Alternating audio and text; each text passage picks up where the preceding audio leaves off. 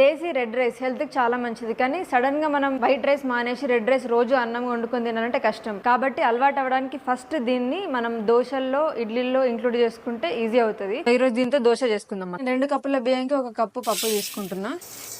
దీన్ని మంచిగా కడుక్కొని కొంచెం శనగపప్పు, కొన్ని మెంతులు కడిగి ఇట్లా నీళ్లు పోసి పెట్టుకొని 8 గంటలు నానబెట్టుకోవాలి.